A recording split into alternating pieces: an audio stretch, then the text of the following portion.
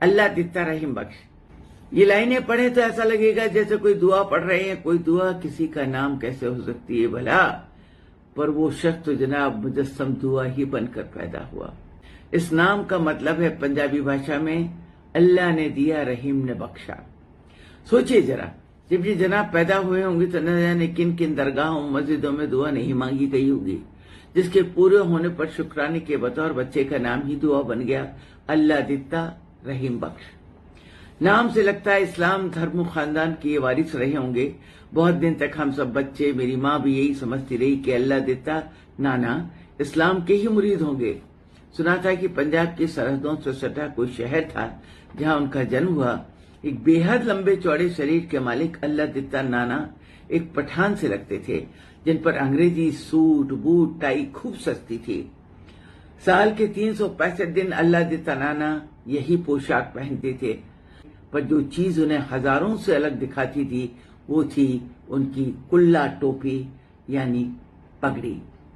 आधे हाथ ऊंची होती थी कुल्ला पगड़ी की कलंगी। जी हाँ, दूर से एक सफेद जैसा मेरा फूल ऐसा अल्लाह दिता नाना का कुल्ला लहराता आता था कलंगी का, और पीछे लंबा साफा था। तो आधे हाथ ऊंची होती थी उनकी कुल्ला पगड़ी की कलंगी, किसी जहाज के मस्तूल जैसी, किसी के जहाज के मस्तूल जैसी दूर से नजर आती थी। कलफ लगी झक सफेद पगड़ी दूर से नजर आ जाता था, अल्लाह दिता नाना आ रहे हैं। हमसे यानी पांडे खानदान से आखिर क्या रिश्ता था उनका? आज मन की किताब के दबे पन्ने झाड़ कर एक धूमिल होती जा रही यादों की लिखाई फिर से पढ़कर जोर जोर से चिल्लाने को जी चाह रहा है।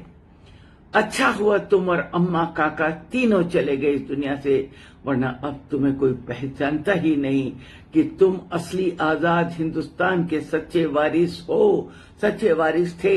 अरे तुम्हें हम एक मिनट सांस नहीं लेने देते, खेमों में बांट देते। तुम मुसलमान हो अल्लाह दिता, तुम कहते हो नाना। नहीं नहीं, मैं तो ईसाई हूं बेटा, मैंने पार्टीशन का दर्द झेला है। मैं खून खराबे से दूर ईसाइयत में शांति ढूंढने लगा, मैं तो ईसाई हो गया। अम्मा कहती मैं हिंदू हूँ, कान कुछ ब्राह्मण। अरे हमारे यहाँ तो चूल्हा चौका हर एक चीज में परहेज छुआछूत होती है, पर अल्लाह दिता मेरी पिता समान है, मैं उनकी बेटी हूँ। तन से ना सही, मन से मैं उनकी बेटी हूँ। हाँ, हमारे बीच यही रिश्ता है। मैं यूपी से इतनी दूर राजस्थान में ब्याही गई, हरियाली को छोड़कर रेगिस्तान के मरुस्थल में स्नेह का एक नखलिस्तान। ये अल्लाह दिता भाई हैं मेरे, जिन्होंने मुझे बेटी समझकर प्यार लुटाया। कौन से रिश्ते की आईडी प्रूफ मांग रही हैं आप? कौन से रिश्ते की? मन के रिश्ते किसी भी सीमा से नहीं बनते, उनका होना ही इंसानियत की आईडी है। हमारा प्यार हमारा प्रूफ है। मेरे पिता यानी रमा के पिता प्रतिमा त्रिवेदी आ गई हैं। मेरे पिता पंडित इंद्रनारायण जी पांडे कहते हैं, अल्लाह दिता जनाब आप मेरे बुजुर्ग हैं। अल्लाह दिता साहब मेरे बुजुर्ग हैं, पिता के समान। क्या बताएं कि नाम से मुस्लिम, आदतों से ईसाई, मन से हिंदू ये इंसान मेरा क्या लगता है? इंसान का इंसान होना मुश्किल हो गया। जज के दुश्वार है हर काम का आसान होना, आदमी को मयसर नहीं है इंसान होना। आइए लौटते हैं उस घटना पर जो अब कहानी सी लगती है। पांडे परिवार जयपुर का वासी निवासी रहा। अल्लाह दिता रहीम बख्श कब सरहद छोड़कर जयपुर आवसे किसी को याद नहीं। जिन्हें याद है उनमें से कोई अब बचा ही नहीं जो ये बताए, लेकिन इतना जरूर याद है कि जयपुर के पोलीवुड सिनेमा के आगे एक छोटा सा फर्नीचर वर्कशॉप था, जिसमें स्टील के पतरे की अलमारियां टेबल कुर्सियां बनती थी, जो जयपुर की शायद पहली लोहे के फर्नीचर वाली दुकान थी। जयपुर के रईसी मिजाज को लोहा कम पसंद था। वो लकड़ी चांदी और सोने वाले फर्नीचरों के आदी थे। अल्लाह दिता नाना अपने इस नए आइडिया की मार्केटिंग से जूझ रहे थे कि उनकी अचानक की मुलाकात मेरे पिताजी से हो गई। दोनों को एक दूसरे का स्वभाव बहुत पसंद आया। मेरे पिता उस समय सहकारी विभाग में थे और लोगों को सहकारिता का अर्थ समझाकर अपना छोटा सा व्यवसाय भी आगे बढ़ाने की सूझ बार बार देना चाहते थे। जाहिर है कि राय उन्हें अल्लाह दिता नाना जी को भी थी, एक दिन जाने कैसे वो हमारे घर आ गए। हम बच्चे, मैं, इला, तृप्ति, उमा, सुधा, सारी बहनें सूट टाई पहने, कुल्ली के ऊपर झंडा लहराती पगड़ी वाले लहीम शहीम इंसान को देखकर हंस हंस कर पागल। शैतान तो हम थे ही। भागे अम्मा की तरफ चिल्लाते, अम्मा अम्मा झंडा टोपी पहन। अम्मा बाहर आई, नाना को प्रणाम करके बोली, नमस्कार, ये घर में नहीं है, आप कौन? वो जवाब उन्होंने दिया जिसने रिश्ते की नई इबारत लिख दी। वो आज भी नहीं भूला जाता। अल्लाह दिता नाना ने कहा, बेटी मैं बच्चों का नाना अल्लाह दिता रहीम बख्शूं। पांडे जी से सलाह लेनी थी। माँ हमेशा ही ऊंची किरदार की मालिक रही। एक अनजान शख्स द्वारा उन्हें बेटी और बच्चों का नाना कहा जाना उन्हें भीतर तक छू गया। कुछ महीने पूर्व ही नाना नहीं रहे थे। माँ का मन विचलित हो गया। भरे गले से भरी आंखों से बोले, आप बेटी के घर आए हैं, बैठिए चाय भिजवाती हूँ। नाना बोले, नहीं नहीं, राजस्थान में बेटी के घर पानी भी नहीं पिया जाता बेटा, मैं कैसे पी लूंगा। माँ निशब्द थी। एक रिश्ता इस हिंदुस्तान की हिंदुस्तानियत का उसी समय रच गया जिसे बहुत आगे जाना था। हम अपने पिता की 7 बेटियां थीं, भाई कोई नहीं था। पूरे खानदान में एक लड़के की सख्त जरूरत थी। वंश चलाने के लिए, वारिस बनाने के लिए, खानदान का नाम रोशन करने के लिए जरूरत थी जी, सख्त जरूरत थी एक लड़के की, पुत्र रत्न की। बाकी भाइयों की संतानी न हुई तो चश्मे चिराग को दुनिया में लाने का पूरा इमोशनल भार मेरी माँ भगवती पांडे और पिताजी पर आन पड़ा। न उनके बड़े भाई की बेटा, न उनके चाचा जाद भाई की बेटा। सो भैया मंदिर, मस्जिद, गुरुद्वारे, सती चौरे, दरगाहें, गंगा मैया, कौन सी जगह ऐसी नहीं थी जहाँ पांडे खानदान के चिराग के लिए प्रार्थना की न की गई हो, मुरादें न मांगी गई हो, दुआ न मांगी गई हो, व्रत न रखे गए हों। ये खबर अल्लाह दिता नाना जी तक पहुंची तो एक दिन बोले, इस रविवार को 2 मिनट निकाल कर एक मोमबत्ती का पैकेट अपने हाथ से छूकर मुझे दे देना बेटी। अम्मा क्या हम सभी चौंके कि मोमबत्ती से क्या होगा। तभी नाना बोले, मैं आज चर्च जा रहा हूँ, वहां ऑल्टर पे ये मोमबत्ती जलाऊंगा, तुम्हारी तरफ से 1 मास में प्रार्थना पढ़ूंगा। सुना है दुआ वहां भी कबूल होती है। ये पहली बार था जब हमें मालूम हुआ कि अल्लाह दिता रहीम बख्श मुसलमान नहीं ईसाई थे। माँ की आंखों से आंसू बह चले। नाना माँ के सिर पर हाथ रख सफेद कुल्ले की पगड़ी लहराते हुए बाहर निकल गए। रविवार को नाना ने अम्बा की छुई मोमबत्तियों से चर्च में एक रोशन दुआ जरूर पढ़ी होगी, क्योंकि साली भर के अंदर दुआ कबूल हो गई। अम्मा ने इस बार सच में पुत्र रत्न को जन्म दिया। इसे अपने भगवान से प्रार्थना का असर बताकर सबने यश लूटना चाहा। अल्लाह दिता नाना खामोश खड़े रहे, आंखों में आंसू भरे, बिना कुछ कहे। सबको अजीब लगा। अम्मा तो सौर में थी, उन्हें क्या पता बाहर क्या हो रहा है। शहनाई बजने लगी, किन्नर नाचने लगे, बधाई गाए जाने लगी। भय देवकी के लाल जच्चा यशोदा बनी, वो तो महलों में बजने बधाई लगी।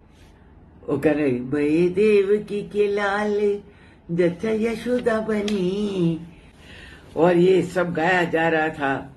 घर में पुत्र की खुशी का उत्साह देखते ही बनता था। इस बीच सब भूल गए कि कुछ रस्में भी होनी हैं। छठी की रस्म में नवजात का पहला कपड़ा बच्चे के नाना के घर से आता है। पूरे छठी में घर भीड़ से भरा हुआ था। बड़े मामा इलाहाबाद से निकल चुके थे लेकिन घर पहुंचे नहीं। माँ व्याकुल थी कि अब क्या होगा, जग हंसाई होगी।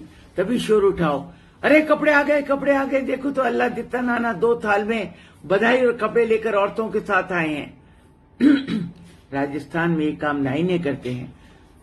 नाना आगे आए, बोले, मेरी बेटी को सौर से बाहर निकालने की रस्म पूरी करो। मैं बच्चे का नाना घर से ये झबले मिठाई मेवा लेकर के औरतों के साथ आया हूँ। ये औरतें सब नाइने हैं और इनके साथ एक ब्राह्मण है। ढोलक की थाप थम गई कि अब क्या होगा। ये ब्राह्मण कुल का दीपक क्या मुसलमान से ईसाई बने इस तथाकथित नाना के लाए कपड़े पहनकर पूजा पर बिठाया जाएगा। मेरे पिताजी ने गर्जन भरे सुर में कहा, ढोलक क्यों थमी है, जोर से बचाओ। बच्चे की मुंह बोली, ननिहाल के कपड़े ही पहनकर पूजा की जाएगी, ये कपड़े ही मेरा बच्चा पहनेगा। और उस दिन पांडे खानदान में एक इतिहास रच गया। किसी को किसी की अजान, दुआ, चच, ब्राह्मणत्व से कोई तकलीफ नहीं हुई। बच्चे ने सच में असली हिंदुस्तानियत से अपनी पहली पहचान बनाई, वो हिंदुस्तान जिसका वो खुद सच्चा पुजारी लिखा, तभी तो उसने लिखा, मिले सुर मेरा तुम्हारा तो सुर बने हमारा। जी हाँ, बच्चे का नाम है पीयूष पांडे, जिसने विज्ञापन की दुनिया में आम आदमी को उतार कर नया इतिहास लिखा, ऐसा इतिहास जिसके पन्ने फाड़कर आप बदल नहीं सकते, क्योंकि वो तो दिलों पर लिखा गया। अमन का इतिहास है, मोहब्बत का इतिहास है। आज मैं रमा पांडे, जो आजाद हिंदुस्तान की पैदाइश हूं, अपने हिंदुस्तान की हिंदुस्तानियत को हाथ से फिसलते देख के बहुत परेशान हूं। हम जिन्हें मोहब्बतों के लिए एक लम्हा नहीं मिलता, नफरतों के लिए इतनी सदियां हम कैसे निकाल लेते हैं? हमें क्या हो गया है? हम हिंसक हैवान हो रहे हैं। ये हिंदुस्तान मत बदलो, जियो और जीने दो। ऐसी गलतियां मत करो कि आने वाली पीढ़ी हमें कोसे और कहे, लम्हों ने खता की थी, सदियों ने सजा पाई। आपसी भाईचारा हिंदुस्तान की असली पहचान थी। अगर वो नहीं तो जय हिंद का झूठ कैसे बोलेंगे हम? प्यार करो, प्यार बांटते चलो, आह प्यार बांटते चलो, आह प्यार बांटते चलो, क्या हिंदू क्या मुसलमान। जो कि आज मुझे प्रसाद शरीफ महर्षि राठौड़ मिली। महर्षि के पिता हैं मसीह, वो कांग्रेस के इस समय प्रमुख प्रवक्ता हैं और बहुत सेवा कर रहे हैं। इनका पूरा परिवार इस मामले में जनसेवी रहा और मैं इसकी गवाह हूं। और मैं आज अल्लाह देता रहे बख्श मेरी माता जी भगवती पांडे, मेरे पिताश्री पंडित इंद्रनारायण जी पांडे को नमन करती हूं कि उन्होंने एक ऐसे हिंदुस्तान को बचाने की कोशिश की जो असली हिंदुस्तान है। बहन रमा जी, आपने मेरे पिता और आपके नाना स्वर्गीय अल्लाह रिम्बख्श जी के बारे में असली हिंदुस्तान की कहानी सुनाई। आज के समय में आपका ये प्रयास अत्यंत सराहनीय है। कुछ फिरका परस्त लोग नफरत और हिंसा फैलाकर भारत की आत्मा को घायल करने का काम कर रहे हैं, जबकि राहुल गांधी जी नफरत के बाजार में मोहब्बत की दुकान खोलकर इसे रोकने का काम कर रहे हैं। ऐसे समय में हम सब का फर्ज है कि हम महात्मा गांधी जी के बताए रास्ते पर चलकर असली हिंदुस्तान को बचाने का प्रण लें।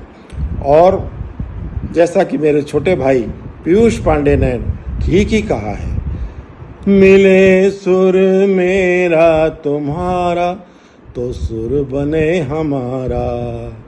आपका भाई मुमताज़ मसीह, उपाध्यक्ष प्रदेश कांग्रेस कमेटी, राजस्थान।